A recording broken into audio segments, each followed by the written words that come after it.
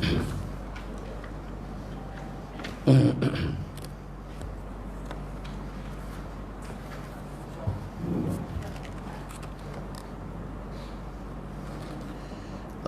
بالله من الشيطان الرجيم. بسم الله سبحان الله والحمد لله ولا إله إلا الله والله أكبر ولا حول ولا قوة إلا بالله العلي العظيم العزيز العليم عدد كل حرف كتب ويكتب أبد الآبدين ودهر الداهرين. الحمد لله الذي هدانا لهذا وما كنا لنهتدي لولا أن هدانا الله. أشهد أن لا إله إلا الله وحده لا شريك له وأشهد أن محمدا عبده ورسوله. رب اشرح لي صدري ويسر لي أمري واحلل عقدة من لساني يفقه قولي. آمين رب العالمين. قال المصنف رحمه الله. Tak mana kita berhenti? Muka surat 16.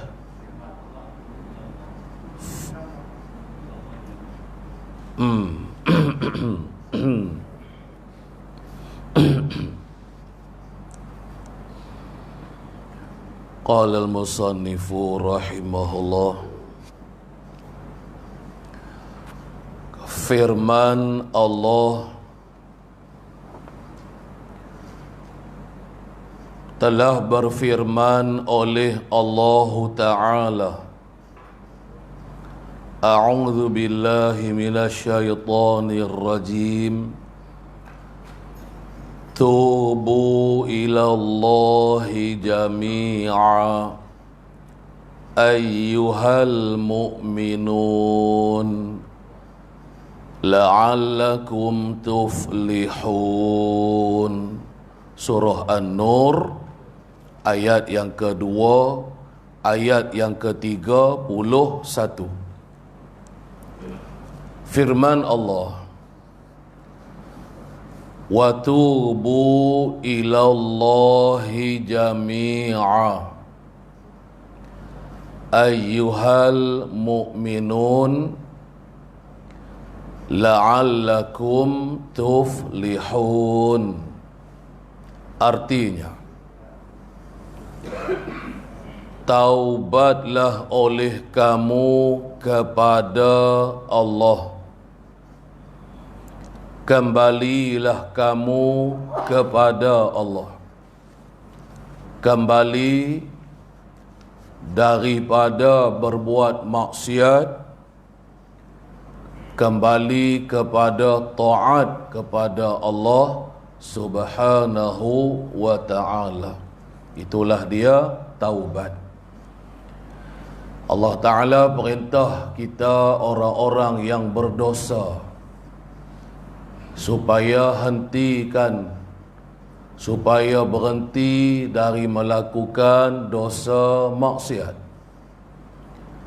Kembalilah kita menjadi hamba-Nya yang taat. Hentikan maksiat. Jadi balik semula kita ni orang yang mentaati titah perintah dan larangan Allah Ta'ala. Taubat tadi ni kesemuanya.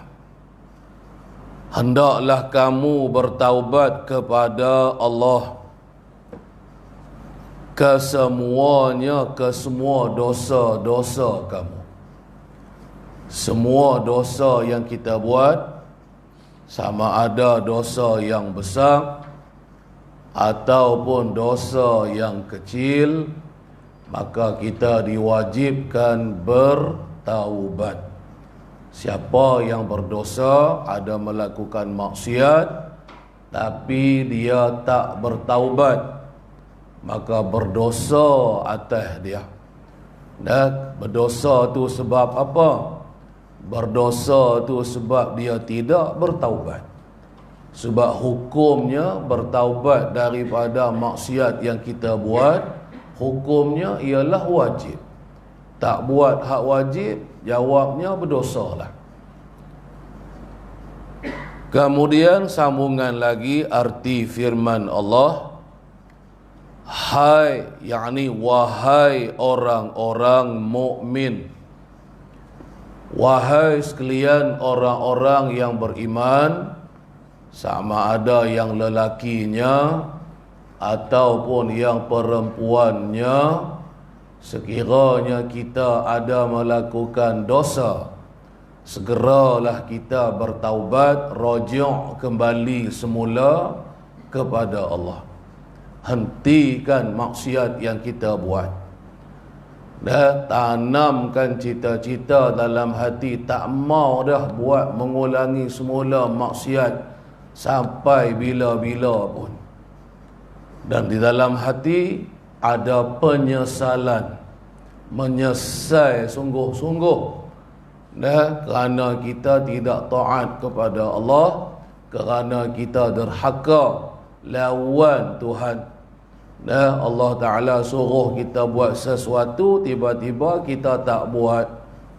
Allah Ta'ala larang kita dari buat sesuatu, tiba-tiba kita buat perkara yang Allah Ta'ala larang. Kan? Kena ada penyesalan dalam hati. Nanti kita akan mengaji di depan tu nanti.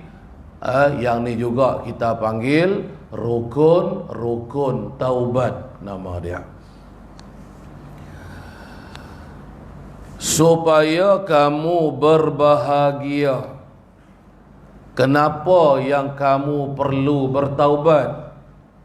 Kenapa yang Allah Ta'ala perintah kita yang berbuat maksiat ni supaya bertaubat, supaya kamu berbahagia, yakni di negeri akhirah. Dunia pun kita boleh kebahagiaan, di negeri akhirah juga kita akan dapat kebahagiaan.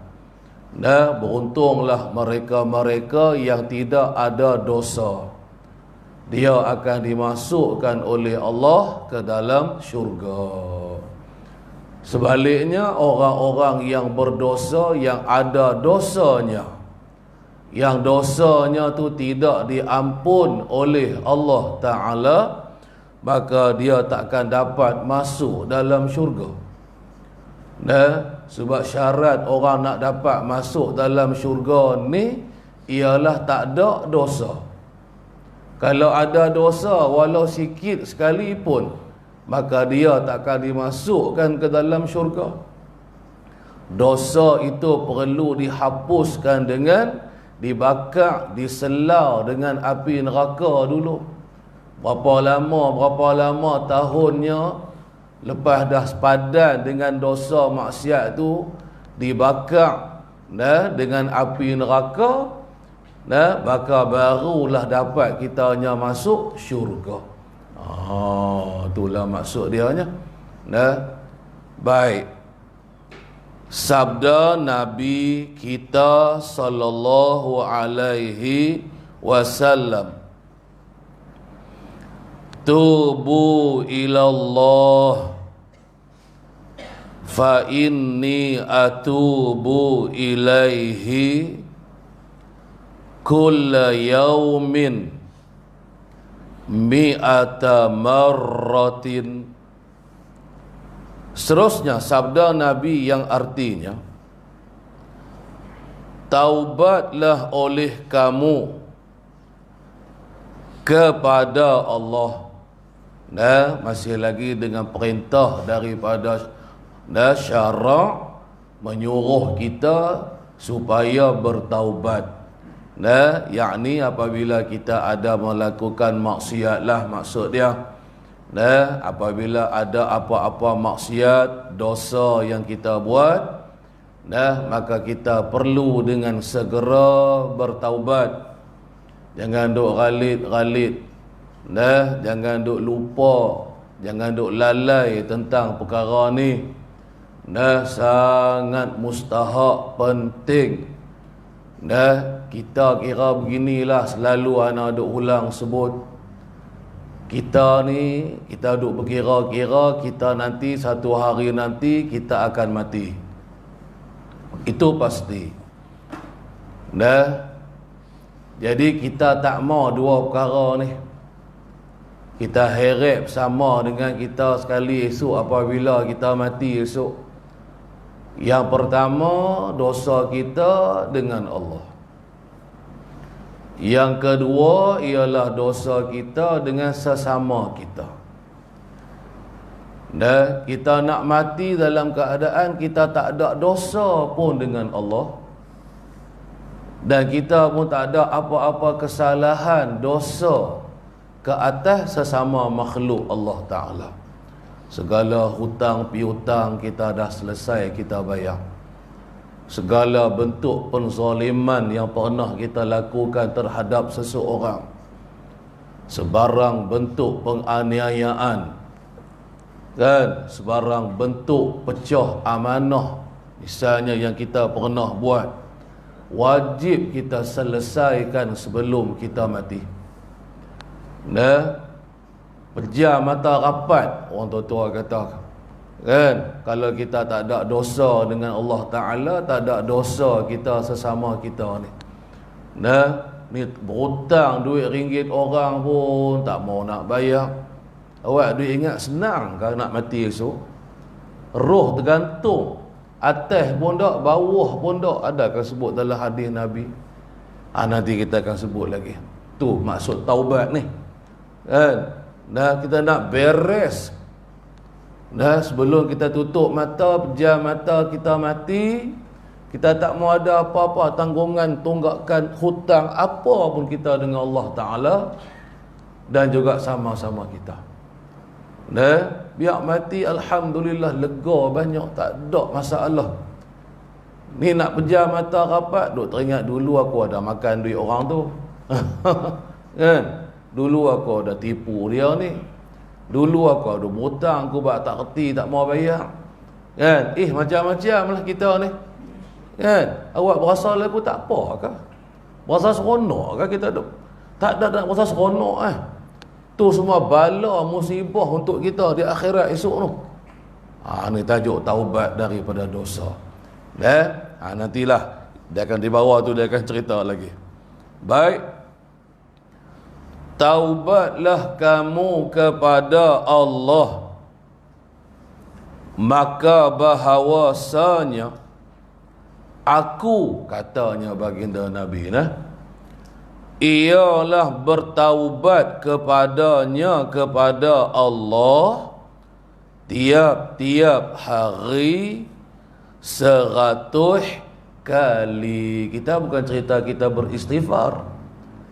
Nah, istighfar tu salah satu kalimah kita bertaubat kepada Allah. Taubat makna lain, beristighfar makna lain. Dulu ana sebut dah. Nah, kita tak mau jadi orang yang berdusta. Kata satu orang wali Allah tu, dalil kita ni berdusta, dalil kita ni cakap mohong, iaitu apabila kita bertaubat, kita lalu kata perkataan contohnya astaghfirullahalazim, cuma di mulut saja kita berkata-kata, cuma di mulut saja kita dok kata astaghfirullah, tapi dalam hati tak ada menyesal apa pun. Itu bukan bertaubat. Nah, tak jadi taubat lagu tu.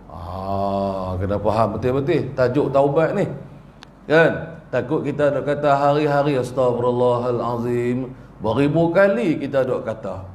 Tapi dalam hati ada hadir penyesalan. Kan? Berazam tak mau buat dah. Kan? Hentikan langsung, hentikan terus perbuatan maksiat yang kita buat ketika tu juga. Tak mau dah mengulanginya lagi. Ada tak? Nah, perasaan-perasaan itu datang dalam hati kita. Kalau ada tak apa, taubatlah tu. Kan? Orang panggil bertaubatlah tu. Kalau tak ada, amuhum orang panggil. Bukan bertaubat macam tu. Cuma ada sebut perkataan istighfar saja. Baik. Jadi Nabi ni bertaubat kepada Allah tiap-tiap hari sebanyak 100 kali. Itu tak ada dosa tu.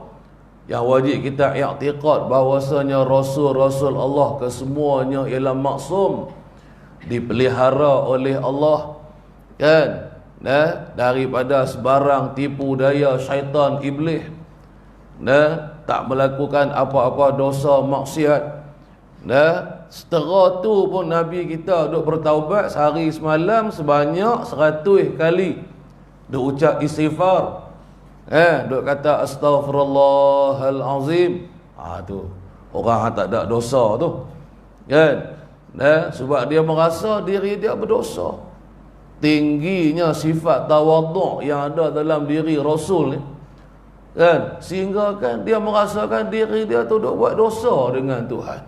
Padahal perkara yang dia buat tu tak dipanggil berdosa, tak dipanggil maksiat. Tapi sebab sifat tawaduk yang tinggi, kan, merasa kesalahan yang dia buat tu ialah merupakan satu dosa dia dengan Allah Ta'ala. Itu yang kita baca, kan, banyak-banyak kisah-kisah Nabi. Contoh Nabi Adam alaihissalam, kan, tak jadi dosa tapi duk bertaubat juga, kan, pasal duk rasa diri berdosa, kan, duk berasa bersalah sangat-sangat dengan Allah Ta'ala. Itu yang tak ada dosa. Kita yang tidak maksum ni, kan, yang duk kira berdosa sehari-hari ni, kan, ada sehari semalam 100 kali kita bertaubat kepada Allah. Kau lebih lagi, kau tak ada terus. Itulah masalah dia nya. Dan setidak-tidak kalau kata nak beristighfar pun, kalau tak ada 100 kali. Nabi 100 kali. Ada riwayat yang lain 70 kali. Kan? Ada riwayat ni pula Nabi beristighfar, bertaubat sebanyak 100 kali. Kan? Kita nak ucap istighfar 3-4 kali tu pun merasa berat lidah. Tak boleh nak kata.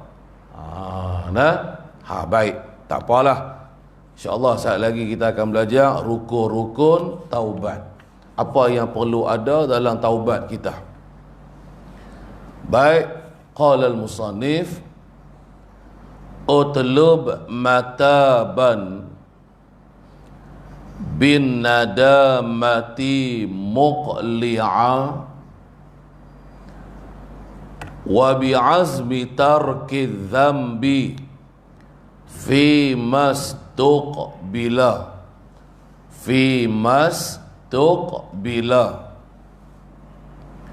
wa bara'atin min kulli haqqil adami wa bara'atin min kulli haqqil adami wa li hadhil arkani far'a wa kammila. Itu nazam daripada kitab Hidayatul Azkiya kita. Baik, terjemahan dia. Tengok apa erti dia nah. Tuntutlah taubat dengan menyesal. Tuntutlah oleh kamu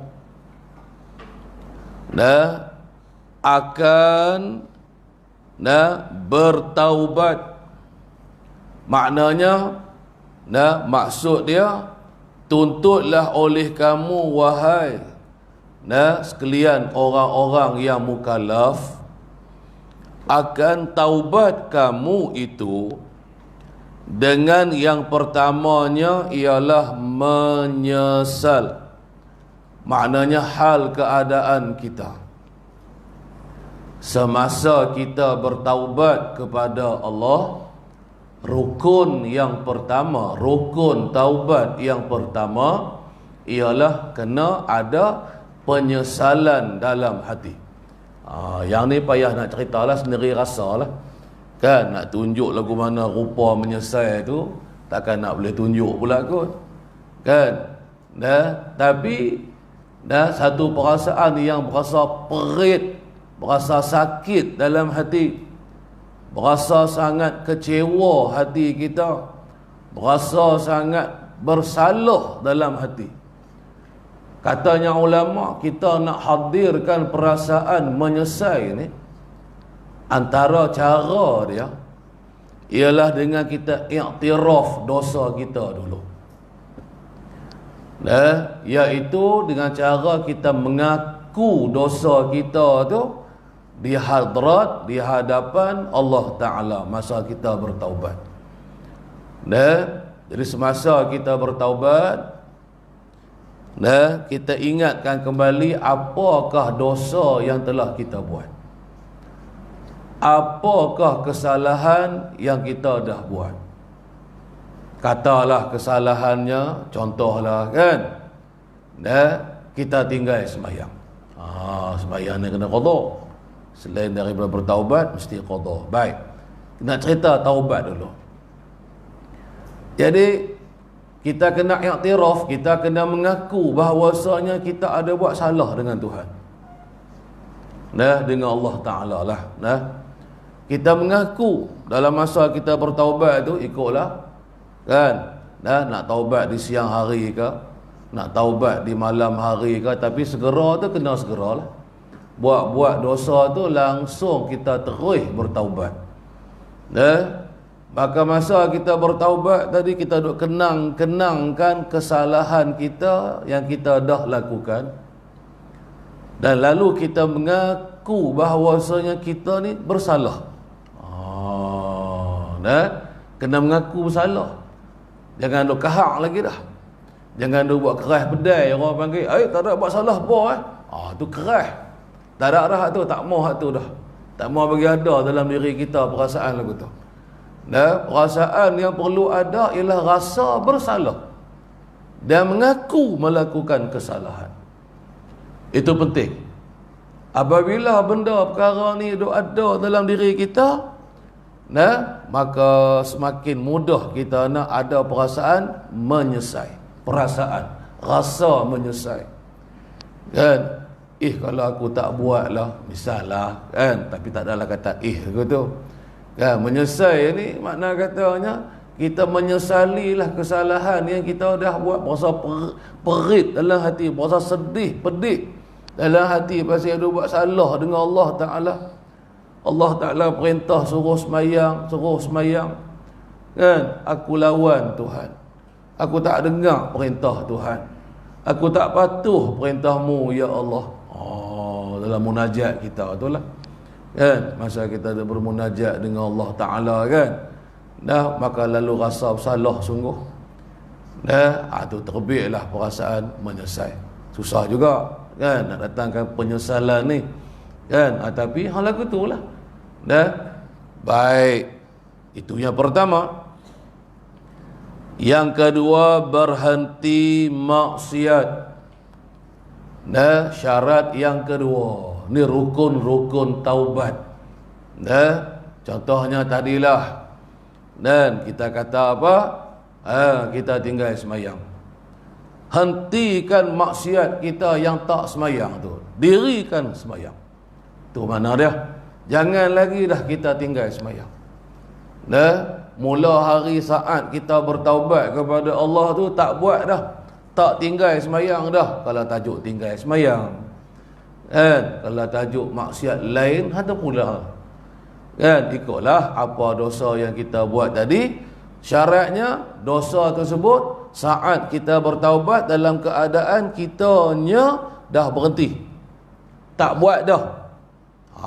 Tu syarat sah taubat tu. Tak mau buat dah, berhenti terus dah, berasa benci sungguh, kan, berasa sakit hati sungguh pasal berdosa dengan Allah Ta'ala ni, berasa tak suka sangat lah, kan, pasal duk buat dosa, duk tinggal sembahyang, tinggal puasa, duk buat maksiat tu, duk buat maksiat ni, timbul rasa lagu tu dalam hati, terus berhenti terus maksiat-maksiat dia. Dua. Dan yang ketiga, dan bercita-cita tidak akan kembali lagi kepada maksiat selama-lamanya, sampai mati, sampai bila-bila. Jadi rukun yang ketiga, bagi kita lah apabila kita bertaubat mesti ada yang ni, ialah kena ada satu keazaman. Kita mesti ada satu keazaman dalam hati kita, ataupun kita panggil bercita-cita lah. Masa kita bertaubat, contoh kita kata astaghfirullah tadi tu, dalam tu hati kita bercita-cita, aku tak mau buat dah ya Allah, kan, tak mau buat dah maksiat. Ikutlah maksiat apa yang kita bertaubat tadi, kan, dosa ni macam-macam tadi, kan, mengumpat lah, menipu orang lah, cakap bohong, menipu lah tu, kan, ikutlah dosa besar apa yang kita buat, dosa kecil ke, semacam je. Makna kata kena ada al-azmu, ada keazaman, tak mau buat lagi dah lagu tu, biar terbit perasaan tu, biar itulah hati kita berkata-kata dalam masa kita bertaubat kepada Allah. Sekiranya cukup 3 rukun ini, maka baru dibilang kita tu orang yang bertaubat. Barulah kita, kan, dipanggil seorang yang bertaubat. Apabila sah taubatnya, maka hapus dosa kita, terhapus semua kesalahan-kesalahan yang kita dah buat. Allah Ta'ala ampun dosa kita, tak diambil salah, tak diazab dengan kerana dosa yang kita dah, dosa yang kita dah buat. Itu maksudnya diampun dosa kita. Lagu itulah, kan. Baik. Dan menyelesaikan yang berkenaan dengan hak manusia. Apalagi cara syarat kita bertaubat. Tadi kita cerita kalau kesalahan kita, dosa kita dengan Allah Ta'ala, kan. Kalau berkaitan tentang hutang kita dengan Allah, tambah satu lagi, kena bayar hutang. Contoh kita ada tinggal sembahyang, dosa kita dengan Allah Ta'ala, dulunya kita tak sembahyang fardu lah. Cukupkah dengan kita istighfar, astagfirullah, minta Allah Ta'ala ampun kesalahan kita, tinggalkan sembahyang ni? Tak cukup. Walaupun cukup menyesal hati kita pasal kita tinggal sembahyang, 3 rukun tadi tu cukup lengkap dah. Tapi selain daripada itu, dia mesti qada, dia mesti ganti balik. Semacam lagu kita tinggal puasa Ramadan, kan. Kita tak puasa Ramadan, kita tinggal puasa, ikutlah sengaja ke tak sengaja ke. Berdosanya kalau dengan sengaja kita tinggal, kan. Maka kena ganti tak puasa kita tinggal tu? Iya, kena gantilah. Kena qada balik. Setakat kita ada istighfar, astagfirullah, menyesal dulu masa muda-muda itu tak puasa, iyalah, tapi tak cukup lagi, kan. Lagu tu lah, kalau kata kita tinggal bayar zakat, katalah zakat fitrah, kan, tak mau bayar, padahal boleh bayar, ada kemampuan, kan, untuk mengeluarkan fitrah untuk diri dia, untuk tanggungan dia, tapi dengan sengaja tak mau buat keluar fitrah, dosa tak? Dosa lah. Pasti hukumnya wajib mengeluarkan zakat fitrah tadi, kan. Lalu dia pun bertaubat, menyesal, baru teringat dulu ni aku ni jahat sungguh, Kan? Aku tak bayar zakat fitrah begini begitu macam-macam lah. Cukup kau dengan lagu tu? Tak cukup. Kena ganti balik. Kena qada balik zakat fitrah kita tu, bayar balik ke fakir miskin semula. Hak bangsa kena ganti balik. Itu syarat bagi sah taubat tu. Kalau setakat istighfar di mulut saja tapi tak ganti balik semula, tak qada balik semayang yang dia tinggal, puasa atau sebagainya tadi, maka tak sah. Belum sah lagi taubat dia. Ni cerita tajuk bertaubat. Susah senang pun lagu tu. Teruk lagu tu, nak ganti semayang berapa puluh tahun saya tak semayang. Nak buat lagu mana lagi? Siapa suruh tinggal semayang? Kan? Sebelum mati bagi selesai bang semua. Waktu anak abang di awal tadi. Kan? Lah kita mesti ada satu fikiran dalam diri kita, satu pendirian. Pendirian kita, lah ni aku nak settle habis semua. Hutang aku dengan Allah Ta'ala, hutang aku dengan makhluk. Buat pelan-pelan kau, gaduh-gaduh kau kalau perasan lagu, tak ada dah ni, umur banyak lah ni, dengan penyakit tu, penyakit ni, cepat-cepatlah sikit. 2 kali apa lagi? Kan? Baik. Dan menyelesaikan yang berkenaan dengan hak manusia. Kalau kita ada hak manusia yang wajib kita kena tunaikan, maka wajib atas kita kena tunaikan.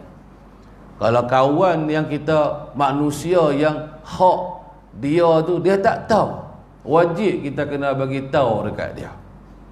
Kan? Dululah terliok tengok buah mangga depan rumah kawan tu, lepas tanam macam-macam pelam. Kan? Cak ayat liok kat lah. Kita pun pergi ambil lah buah jambu dia ke, buah pelam dia, tak abang kat tuan dia. Kan? Tuan dia pun tak halal, tak bisa kata ambil lah kalau hang nak ambil. Kan? Tak bisa kata pun. Kan? Dak pun pergi selinap belakang rumah kawan tu. Kan? Pergi cabut serai 2-3 batang. Kan? Pergi kerat daun pandan 2-3 daun. Nak buat isi lemak. Abang ada kat tuan dia. Minta halal ke, hang beli ke macam mana ke dekat dia? Dak. Hang buat sengap-sengap lagu tu je. Awak boleh ke buat lagu tu? Tak boleh. Itu bukan hak milik kita. Nah, itu hak orang lain, kepunyaan orang lain. Maka kita dikira berhutang. Orang panggil itu. Kan? Tu yang kata hutang wajib kena bayar. Ni lah berhutang. Kan? Tak mesti kita berhutang duit gitu je dengan orang. Kan? Maka kita ada berhutang dengan dia. Tuan dia tahu tak kita pergi ambil dekala poleh dia tu? Tak tahu. Kan? Main petik ikut dalam, mampus gitu yang pokok tu. Kan? Tak abang, tak mengaku bisa ambil. Kan? Tuan pokok punya duk heran. Mampus pokok ni besar-besar, pokok kala poleh boleh mampus. Dah kutip petik hari-hari. Tak mampus ke mana? Baik, habang pun tak. Buat sebuah kata dia lah. Kan? Baik, jawabnya hang ada berhutang dengan dia. Ikutlah, hampir jumpa kawan tu cerita sebenarnya akulah yang ambil dalam kala poleh hang tu. Dulu masa hang tak ada, hang balik kampung, kan, daun pandan pokok hang akulah ambil. Kan? Lepas tu tengoklah. Lepas kita bagi tahu habaq kat tuan dia tu, tengok tuan nak kata apa? Tuan dia kata kalau lagu tu hang bayar, kena bayar. Kalau tuan tak halal, kan? Kalau tuan pokok tu lah saat ni, kan? Dia tak halalkan, kan? Kena peraga harga lah, kena kira harga berapa.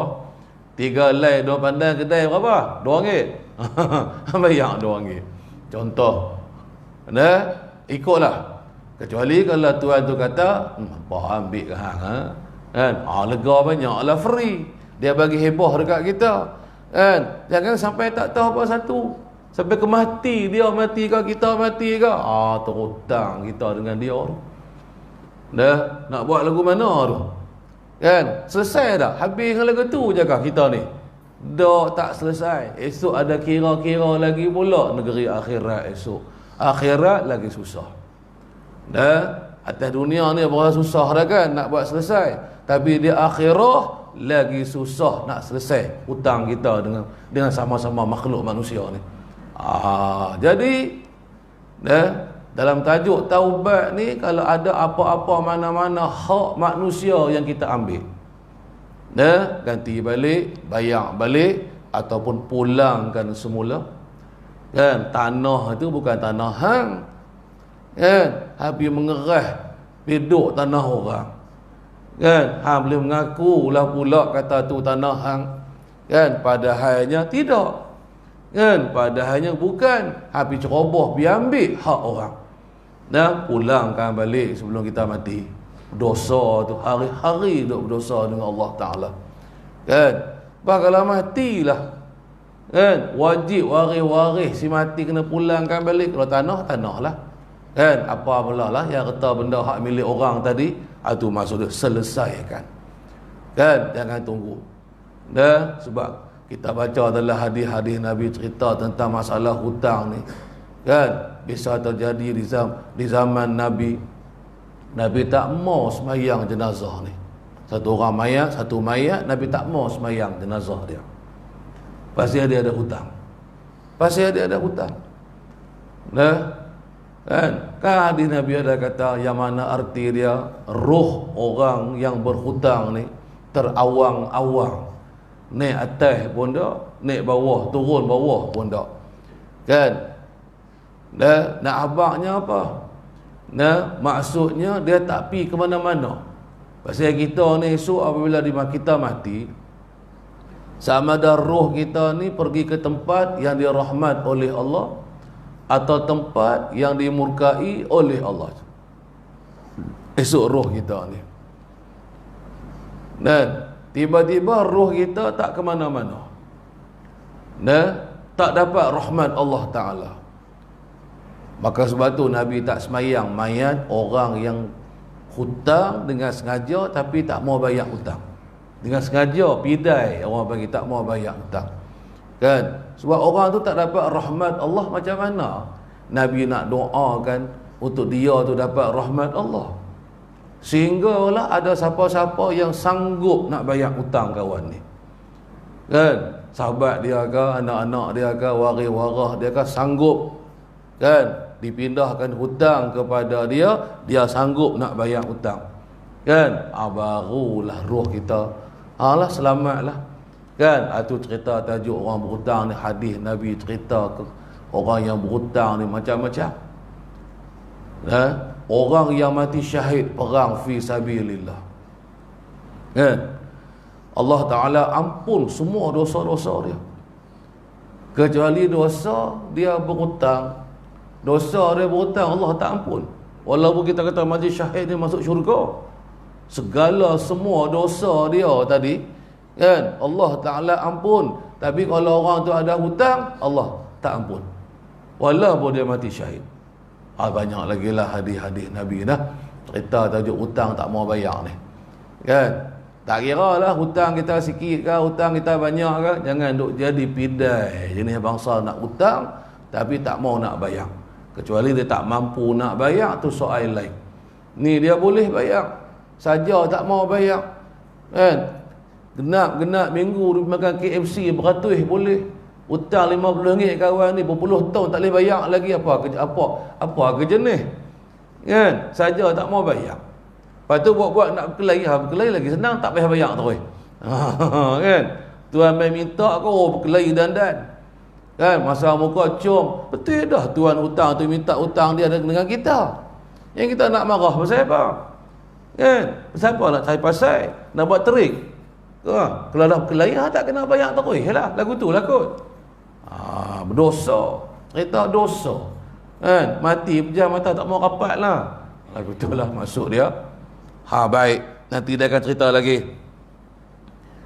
Peliharalah rukun-rukun taubat ini dan sempurnakanlah, yakni akan rukun-rukun taubat ini. Pesan al-musannif, pesan pengarang kitab ni dekat kita. Peliharalah rukun-rukun taubat ini. Kalau tak ada berkaitan dengan hutang dengan Allah Ta'ala, hutang dengan makhluk, rukun taubatnya 3 tadi. Kalau ada hutang apa-apa dengan Allah Ta'ala, jadi 4. Yang ni kena ganti balik, qada balik. Kalau berkaitan pula dosa kita, ada zalim, ada naya, kan? Kita buat naya dengan manusia, kan? Dulu kita ada berhutang dengan dia. Apa hutang kita? Hutang kita ialah kayu tengah dua, tengah belakang. Hari tu kita hero sangat, Samsing. Orang kata, boy Samsing lah, siapa berani dengan dia, kan? Orang kahak, kan? Tak beranilah kita yang lembek ni, kan?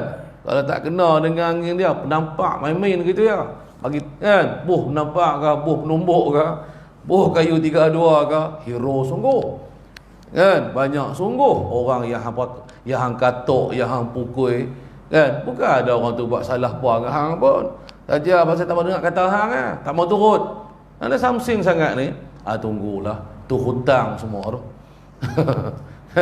Hutang sama ada hang minta maaf, minta halal, kan? Ataupun hang ganti balik, kan? Gigi sebatang hak patah tu hang ganti balik, yang hang tumbuk hari tu ni, hak pecah muka-muka, hak patah riak kawan tu, hang ganti balik ikut cara Islam.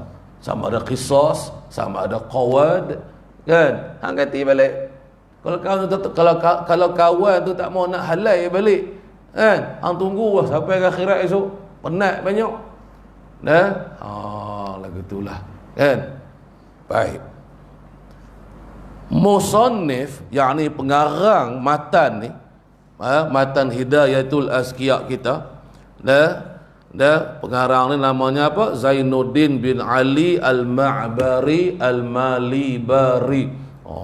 Kan? Baik. Telah menerangkan rukun-rukun taubat yang mesti disempurnakan oleh tiap-tiap orang yang bertaubat. Dalam nazam syair tadi, pengarang nazam Hidayatul Azkiya kita telah menceritakan kepada kita tentang rukun-rukun taubat. Iaitu rukun-rukun taubat ni ada berapa? Maka rukun taubat itu ialah 3 perkara.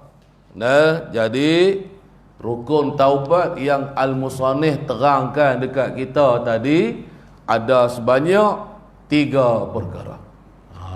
Ingatlah, kan? Kita nak bagi kita ni mati dalam keadaan selesai semua, tak mau sangkut-sangkut, tak mau ada tertunggak tang nu, tertunggak tang ni, sangkut tang situ, sangkut tang sini. Kita nak mati dalam keadaan selesai semua, beres. Segala hak Allah Ta'ala kita telah tunaikan. Segala hak anak Adam manusia kita telah selesaikan. Segala hutang piutang tadi kita bayar. Tak mau fikir banyak dah, kan? Walaupun sekupang pun kita hutang pergi bayar. Kata orang aja dah buat mudah-mudah, kan? Ikutlah. Kalau ada buat naya ke, buat zalim ke, macam mana lagi, ikutlah nak kata, kan? Tak mau bagi dia sangkut-sangkut, selesai buang. Minta maaf, minta ampun, minta halal. Kalau perlu bayar ganti rugi, bayar ganti rugi, kan? Segala amanah yang kita pecah, ganti balik. Segala duit orang yang kita mohon, kita tipu, kan? Tipu dia orang tu, tipu dia orang ni, makan dia orang tu, makan dia orang dengan tak betul, ganti balik, bayar balik. Hak tu semua, kalau tak lepas hak tu, terjun neraka. Tu ya, kesimpulan mudah nak cerita. Baik. Yang pertama, nak terang lagi, nak hurai panjang lebar lagi, tajuk bertaubat ni, ialah menyesal atas pekerjaan maksiat yang telah dikerjakannya itunya tu seoranglah. Jadi rukun taubat yang pertama daripada 3 perkara lah, 3 rukun, ialah menyesal. Tadi lah kita sebut, baik. Kita wajib kena menyesal apa dia seperti mana hadis Nabi sebut, taubat ni ialah menyesal. Maknanya sebahagian daripada rukun taubat ialah kena ada penyesalan dalam hati. Hati sendiri rasalah. Hasil daripada pengakuan kita, kan, bahawasanya kita melakukan dosa. Kita ada buat salah. Kan, supaya orang tanya kita, "Ham mengaku dah? Ham salah?" "Ya, saya mengaku." Ikhlas hati. Hati memang ikhlas mengaku sungguh buat salah. Kan? Dari situlah nanti terbitnya penyesalan.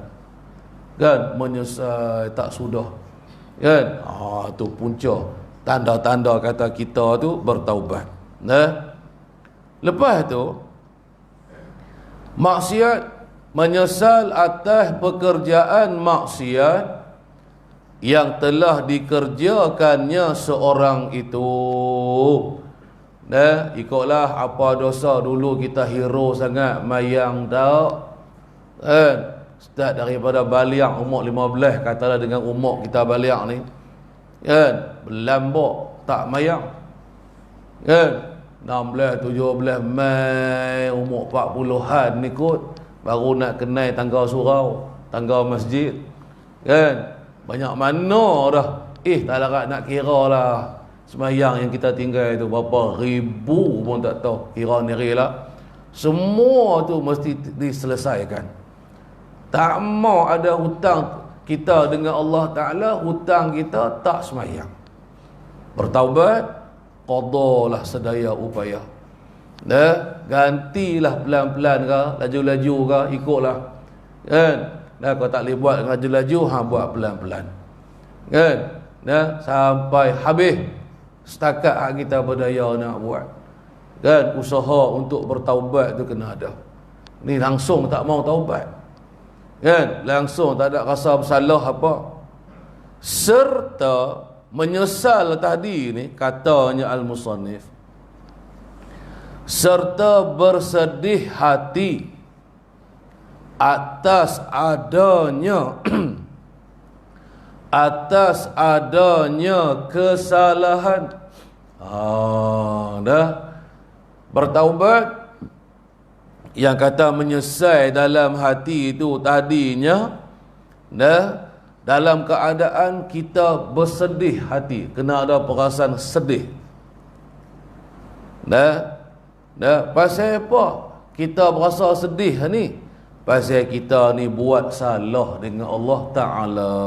Itulah maksudnya, atas adanya kesalahan terhadap Allah. Kalau kata dosa kita dengan Allah, kan, oleh sebab kerana kita ni berasa kita bersalah, kan. Sebab itu kalau sungguh-sungguh kita bertaubat, yang kita panggil taubatan nasuha tu, kan, jarang sangat orang yang bertaubat nasuha ni dia tak teriak. Jarang sangat dia tak menangis masa dia bertaubat, kan. Jadi pasal apa sampai teriak-teriak, sampai menangis-nangis tu, kan, tu timbul terbit penginsafan dalam diri, kan, penyesalan, merasa bersalah sangat-sangat dengan Allah Ta'ala, kan, pasal tak mau dengar perintah, kan, pasal langgar perintah Allah, langgar larangan tegahan Allah, engkar, kan, duk teringat kata selama ni hidupnya senang lenang, Allah Ta'ala bagi nikmat rezeki, makan, minum, duit, ringgit, kain pakai, kenaikan kenderaan, kediaman, semua serba cukup. Nikmat kita, nikmat Allah Ta'ala kita ambil, kita guna, kita pakai. Tapi Tuhan punya nikmat kita lawan, kan. Kita tak mau turut dengar, dia suruh kita semayang, kita tak semayang. Tapi nikmat dia kita nak mau, kita nak, kan. Akhirnya duk fikir, lalu berasa bersalah sungguh. Itulah terbitlah perasaan sedih, kan, sedih hati atas kita melakukan kesalahan dosa kepada Allah. Itu rukun yang pertama. Itu baru taubat. Bukan astagfirullah sudah. Kan? Bukan lagu tu, tak padan lagi. Nah, tapi katalah astaghfirullahalazim masa kita bertaubat. Faham tak makna astaghfirullah tu? Ya Allah, aku pohonkan keampunan dan kemaafan daripadamu. Ampunkanlah dosa aku. Kan? Maafkanlah dosa salah yang aku buat. Tu mana astaghfirullah. Kan? Patut al-azim itu sifat kepada Allah lah. Baik. Kedua, rukun taubat kita yang kedua, berhenti daripada mengerjakannya tu kesalahan tadi. Kena stop. Bahasa orang putih stop lah. Buat. Kalau masa kita bertaubat, astagfirullah, astagfirullah, masa ada istighfar taubat itu kita masih lagi buat maksiat, maka tak sah taubat kita. Nah, kita kena berhenti dah. Tak buat dah. Nah, kena berhenti dah daripada melakukan maksiat tadi. Dalam keadaan kita berhenti tak buat dah tu, kita bertaubat. Tu syarat yang kedua ataupun rukun taubat yang kedua. Nah, baru jadi, baru terpakai taubat kita. Baru ada nilai di sisi Allah. Nah, baru taubat kita tu didengar oleh Allah. Sama ada dengar terima atau dengar tak terima. Kan? Syarat untuk qabul, diterima taubat kita, inilah rukun-rukun taubat yang tiga ni. Itu dua, mudah aja. Kemudian yang ketiga, rukun yang ketiga ialah mencita-cita, yakni bercita-cita lah, azam. Ada cita-cita dalam hati kitanya, tidak akan kembali lagi mengerjakannya tu kesalahan selama-lama, sampai bila-bila dah. Kan kita duk janji dengan Allah, ya Allah, sampai bila-bila dah aku tak mau dah buat dosa ni, tak mau dah tinggal sembahyang. Kan pok mana aku tetap nak sembahyang sampai bila-bila, sampai habis umur, sampai mati. Kan? Nah, dia dua aja. Pintu taubat ni terbuka, tertutup dengan dua. Pertama, sampai roh ke halqum, matilah. Yang kedua, matahari terbit ke sebelah, matahari jatuh. Kan? Sebelah barat kan? Atau hari kiamat lah. Nah, selagi tak berlaku dua keadaan ni, kan, maka bertaubatlah. Kan? Jangan esok sampai ada roh di halqum kita. Kan, sampai roh nyawa di halqum baru nak bertaubat, ya Allah ampunlah dosa aku, tak jadi dah. Menyesal pun tak guna dah. Dah, itu syarat dia. Syarat sah taubat lagi tu. Baik. Itu yang ketiga. Nah, ada keazaman, cita-cita tak mau buat. Itulah kita kata bagi hadirlah tiga perkara ni, benda ni dalam diri kita, dalam hati kita semasa kita bertaubat. Inilah tiga perkara ni rukun taubat.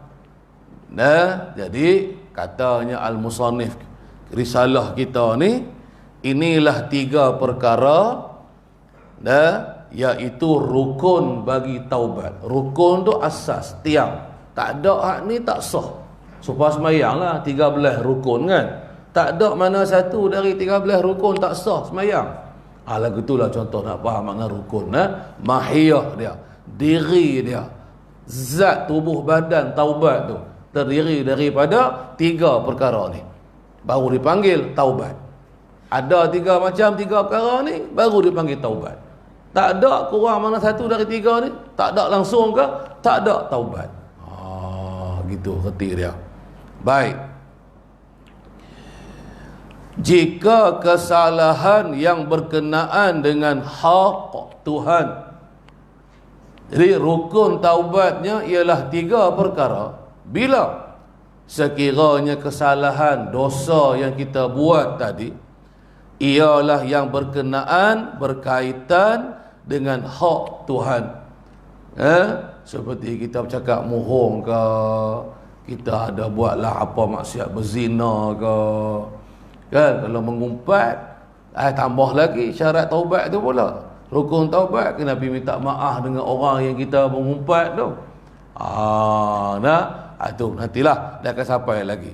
Jadi kalau tak ada kaitan dengan hutang atau bentuk hak manusia, ataupun tak ada hutang apa-apa kita dengan Allah Ta'ala, seperti tinggal semayang apa semua tadi, maka rukun taubat kita ialah 3 perkara.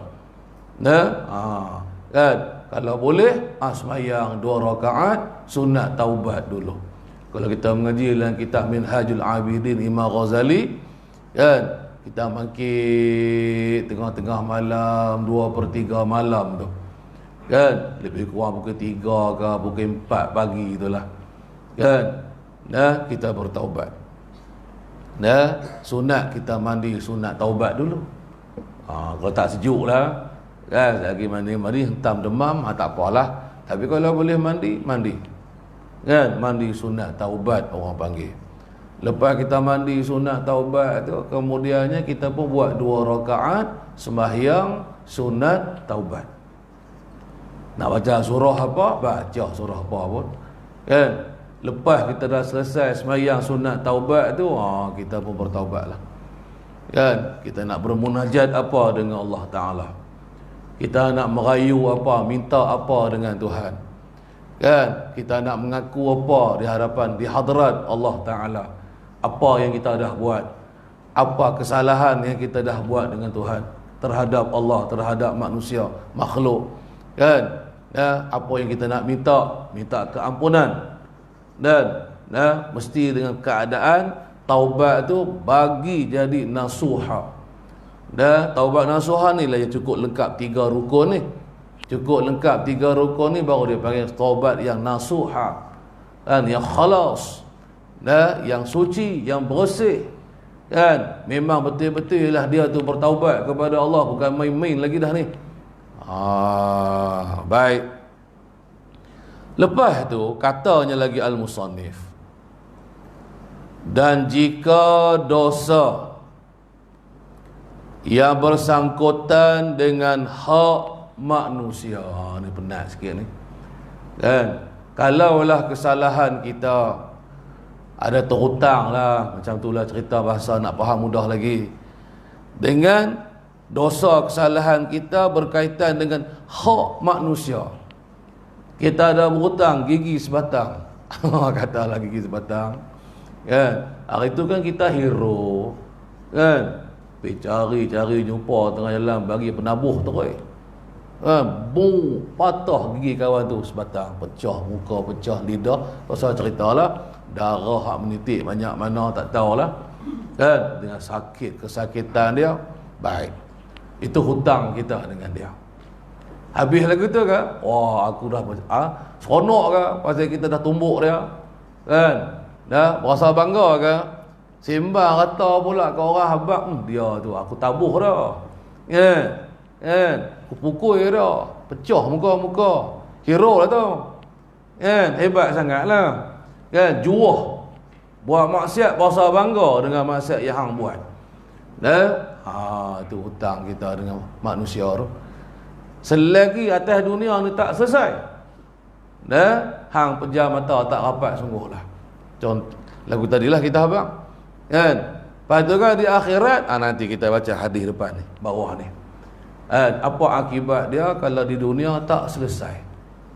Di akhirat apa akan terjadi atas kita yang bersalah dengan manusia, kan. Ikutlah kita berhutang apa, hutang duit ke, kan, tipu amanah orang, amanah dititip dia pecah amanah ke, kan, atau dia buat naya ke, kan, dia buat zalim ke, dia menyakiti orang ke dengan kata-kata ke, dengan perbuatan ke. Ini hak manusia, kan. Dia tak ada nak settle dengan lagu tu je, tak ada dengan sengih-sengih habis, tak ada. Hang bukan tak mati, tunggulah, kan. Kita pun bukan tak mati, tunggulah, kan. Hang nak jahat sangat lagu mana, kan. Nak buat kasar dengan orang lagu mana sangat, kan. Nak maki orang pasal hang berasa hang besar sangat, kan. Hang kata kau tu, hang kata kau ni hebat sangat. Awak hang tak mati ke? Mati. Patutnya sebelum hang nak mati tu selesai bang. Pergi minta ampun, pergi minta maaf, sungguh-sungguh. Minta halal kalau kata benda yang perlu dihalalkan. Makan, minum ke apa ke tadi ni. Yang berkaitan dengan makan, minum ke, ikutlah. Duit ringgit kata kawan tu halal kan, lega banyak. Lega, alhamdulillah. Kita tidur boleh nak. Ni nak tidur nak teringat, aku dulu ada hak ni. Kan? Oh, susah. Saja cari masalah kita ni. Kan? Tu tak cerdik juga kita tu pun. Berhutang. Perlu sangat kan kita nak berhutang duit dengan orang ni. Kadang-kadang kita berhutang bukannya perlu sangat. Kan? Pasal nak bermewah-mewah. Pasal nak tunjukkan kekayaan.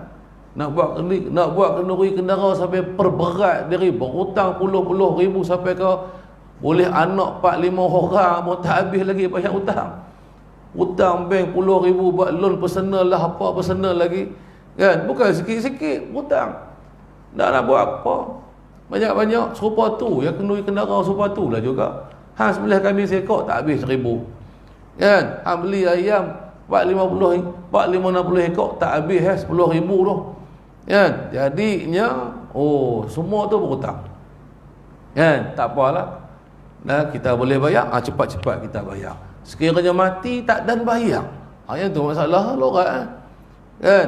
Orang zaman lah tak apalah, dia beli rumah dia berhutang, dia buat loan dengan takaful tu, tak apalah. Kan? Hutangnya dijamin. Kan? Lepas mati ada orang tolong bayar hutang, tak apa. Ni ceritanya apa pun tak ada ni. Kan? Memang dia tak mampu nak bayar pun. Kalau sekiranya dia berhutang banyak-banyak tadi tu. Fikir 2-3 kali dulu. Kan? Perlukah aku ni berhutang? Kan? Takutnya sekali lagi mati sekali lah dengan tak sempat nak bayar hutang. Orang lain pun tak mau tolong bayar hutang kita. Kan? Dah hutang kita buat bukan sikit-sikit, banyak. Orang pun takut nak bayar. Baik, tak apalah. Jadi kata al-musannif, maka ditambah lagi rukun keempat, tambah satu lagi rukun taubat kita. Rukun taubat yang keempat apa dia?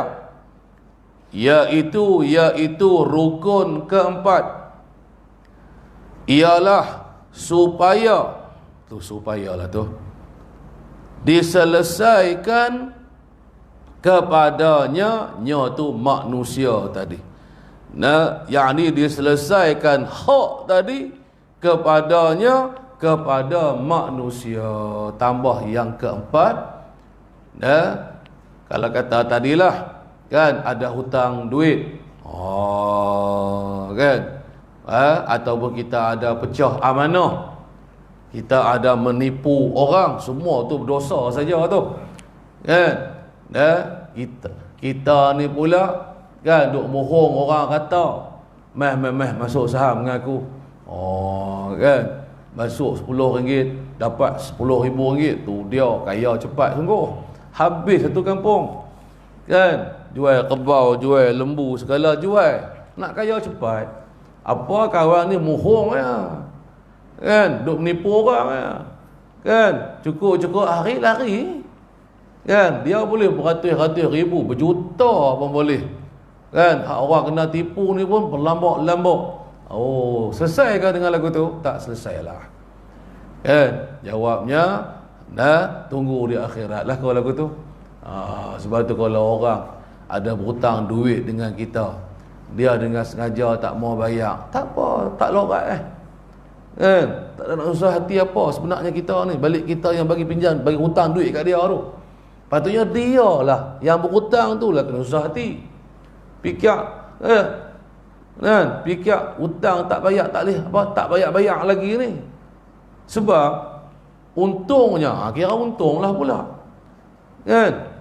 Esok di akhirat, esok ni kalau katalah kawan tu dengan sengaja tak mau bayar hutang, kan? Hutang kita, hutang dia berhutang dengan kita saat ni. Akhirat esok, pahala amalan dia boleh kat kita.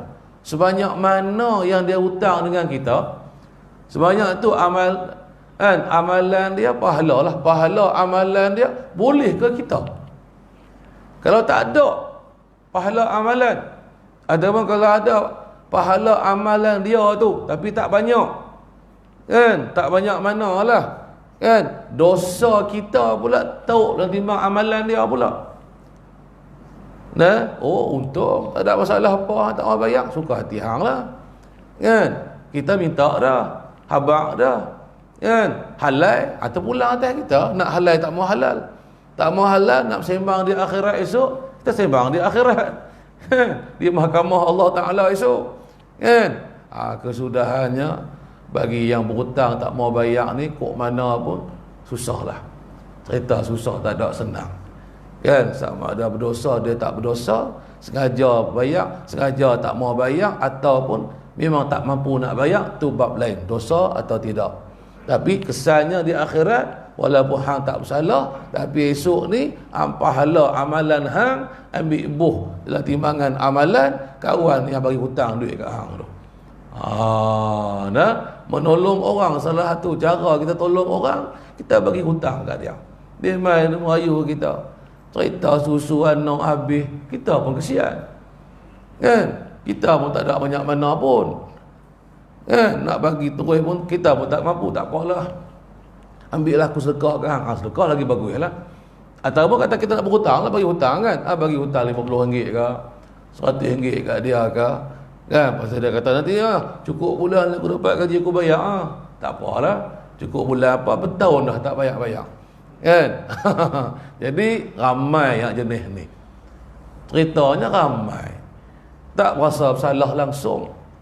Kan? Tak ada berasa malu pun dengan kita yang orang hak dia berhutang tu. Tak ada.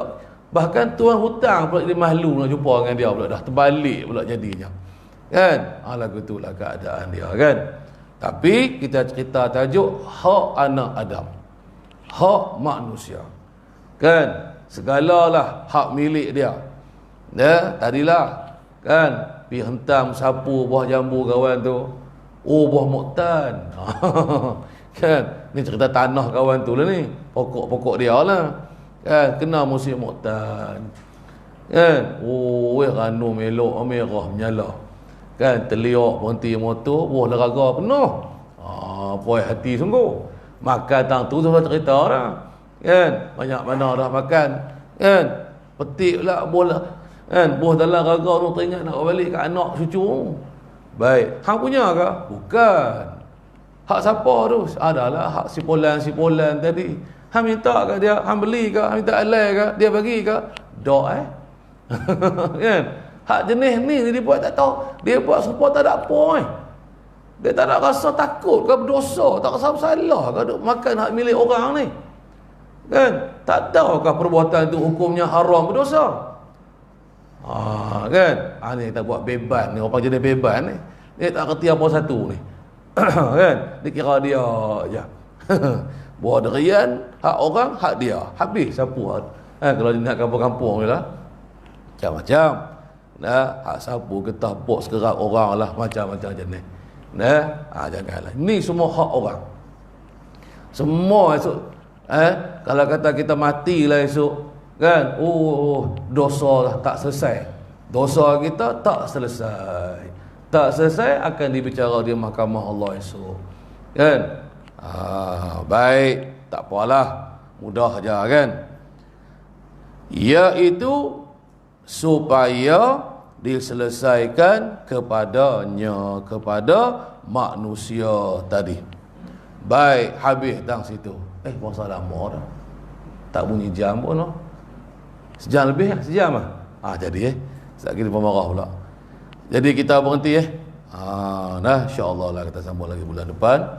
Jadi kita berhenti pada kata jika berkenaan kehartaan seperti berhutang, hendaklah bayar kepadanya, kepada manusia tuan hutang tu. Baiklah, kita berhenti setakat tu. InsyaAllah kita akan sambung lagi bulan depan. Ila akhirih. Wallahu subhanahu wa ta'ala a'lam. Wallahu a'lam ay'alim.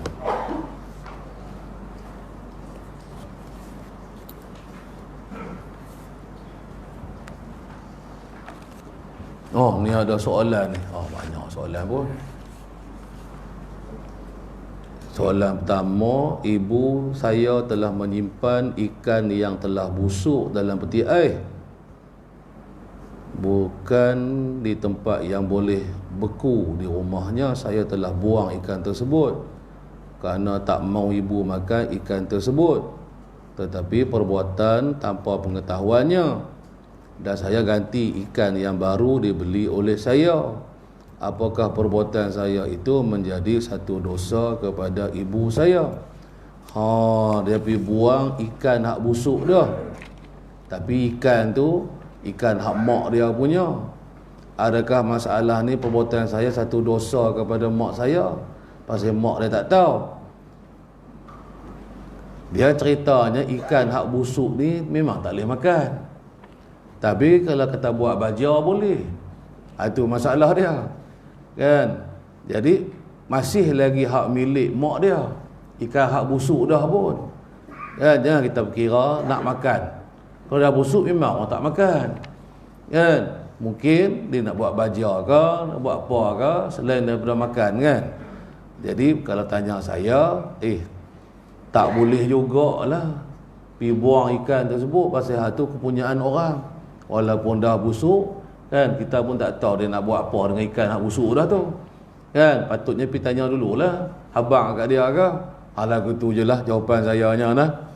Nak jawab haram berdosa pun, kan, kalau hak milik orang kita lempak, kita buang tanpa izin dari tuan barang tu, memang berdosa, memang asal hukumnya berdosa. Soalannya ikan hak busuk ni dia nak buat apa? Kalau nak makan, tak usah bagi dia makan lah, larang lah. Tapi kalau dia nak buat baja, boleh. Tanam pokok bunga apa semua tu, dia lempak ayat ikan apa semua tu, kan. Yang tu jadi berdosa balik. Kalau kata dia nak guna ikan hak busuk ni untuk tujuan buat baja atau sebagainya. Yang kedua, ada ustaz mengatakan mencabut rumput di pusara kubur ibu kita hukumnya haram.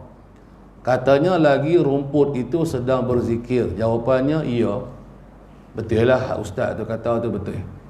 Dan sebab baginda Rasulullah sendiri dia asal masalah ni, cerita tentang baginda Rasul lalu di tepi satu kubur, kan. Kemudian baginda Rasulullah meletakkan pelepah tamar pacak, kan, pelepah tamar yang hijau di atas tanah kubur tersebut. Mudah-mudahan mayat tersebut mendapat manfaat daripada tanaman yang hijau tersebut. Sebab apa tanaman yang hidup ni, dia duduk berzikir kepada Allah. Cuma kita lah tak dengar dia berzikir itu macam mana, kan. Jadi apabila kita cabut buang, maka hilanglah manfaat tersebut kepada mayat dalam kubur tu kerana kita, kan. Sebab tu memang betul ada memang mengatakan bahawasanya haram cabut buang. Tak boleh buang lah, biar pergi situ lah. Rumput tersebut nak racun ke, nak mesin rumput ke apa ke, jangan di atas kubur tu, kan. Mesin ke nak racun ke di luar daripada kubur tak apa. Pokok-pokok daripada tanam jangan cabut, biar pergi situ, kan. Dia dua benda lah, tanam tanaman serta satu lagi batu yang hidup, kan. Batu yang hidup kan orang buat batu nisan, batu sungai hak hidup, batu bukit tu, dia juga sebenarnya berzikrullah. Jadi mayat tu mendapat manfaat faedah daripada zikrullah batu ataupun tumbuh-tumbuhan, tanaman, rumput tersebut. Tiba-tiba kita pergi cabut buang, pergi lempak buang, kan, maka hilang faedah manfaat yang diperolehi oleh mayat tersebut. Jadi jawapan dia soalan ni betul lah, dua tu betul lah. Yang ketiga, sepanjang hidup saya tak pernah keluar zakat kecuali zakat fitrah. Zakat fitrah dia buat keluar lah, zakat lain dia tak buat keluar walaupun saya sudah kerja. Ini adalah kerana duit gaji hanya setakat boleh menampung keluarga saja. Namun itu pun kadang-kadang saya terpaksa pinjam dari kawan-kawan. Lah zakat fitrah bulan Ramadan, kan. Zakat apa lagi tu selain daripada ni? Zakat simpanan. Kalau kita mampu, wajiblah keluar zakat, Gitu je lah zakat simpanan ni kita kata haul dengan nisab. Kan? Cukup setahun, cukup nisabnya apa tadi 20 misqal emas. Kan? Lebih kurang tengoklah emas dah mahal. Kan? Berapa belas ribu. Itu misqal dia. Itu dia punya misqal lah ataupun nisab. Kalau cukup nisab, cukup misqal, duit simpanan kita kena zakat lah. Tu cerita dia. Kalau tak sampai nisab, tak sampai haul, kan, ataupun cukup haulnya tapi tak cukup nisabnya, tak ada kena zakat apa-apa. Ataupun kalau dia belah kambing ke 40 ekor kambing, seekor lah zakat kambing dia. Kan, kalau lembu 30 ekor, seekor lembu. Kalau unta berapa? 5 ekor, seekor unta. Ada tak belah? Kalau ada belah tak buat zakat tu, berdosa lah. Kalau tak ada zakat yang dia kena buat keluar, nak berdosa apa? Lagu tu wah jawapan dia dah. Hak yang terakhir, dulu dia biasa minta seorang lelaki jadi pak sanggup kahwinkan dengan seorang perempuan yang dah mengandung sebulan untuk jaga nama baik organisasi. Oi, lelaki tersebut telah pun diterangkan, dah bagi tahu dekat dia, perempuan ni begini-begini, kedudukan perempuan berkenaan kepadanya, dan dia bersetuju. Alhamdulillah pernikahan tersebut kekal sampai sekarang. Pas soalan dia, apakah tindakan saya salah dari sisi hukum dan berdosa? Perempuan yang mengandung sebulan dia tak abang lah, mengandung daripada perkahwinan ke atau zina, kan, dia tak abang pula. Kalau seorang perempuan dia mengandung sebulan daripada zina, tak ada masalah, sah. Dah sah, siapa-siapa laki-laki pun nak nikah kahwin, dia tak ada iddah apa hasil daripada zina. Tapi kalau kata perempuan yang mengandung ni kematian suami, kan, misalnya, maka tamat iddah dia dengan beranak, tak boleh menikah lagi dalam masa dia mengandung, kan, ataupun dicerai. Nah, habis iddah dia dengan beranak, kan. Syarat nak bagi sah nikah seorang perempuan ni, dia tak ada apa-apa iddah, baru sah nikah, nak nikah dengan perempuan tersebut. Kalau perempuan tu ada iddah, ikutlah iddah cerai ke, kan, iddah mati untuk laki dia ke, tengoklah, kan, dia mengandung ke, tak mengandung ke, kan, perempuan yang keluar darah haid ke ataupun dah putus darah haid dia, tengoklah masing-masing ada iddah dia. Kalau dia dalam iddah, tak tamat lagi iddah, tiba-tiba dia berkahwin, jawabnya tak sah nikah kahwin tersebut, yang tu baru berdosa. Lagu itulah jawapan dia nah. Baik, wallahu a'lam. A'udzu billahi minasyaitonir rajim. Bismillahirrahmanirrahim. Alhamdulillahi rabbil alamin, wassalatu wassalamu ala sayyidina Muhammad wa ala alihi wa sahbihi ajma'in. Allahumma aftah alaina futuhal arifin bihikmatik وانشر علينا رحمتك وذكرنا ما نسينا يا ذا الجلال والإكرام وصلى الله على سيدنا محمد وعلى آله وصحبه أجمعين والحمد لله رب العالمين تقبل الله منا ومنكم.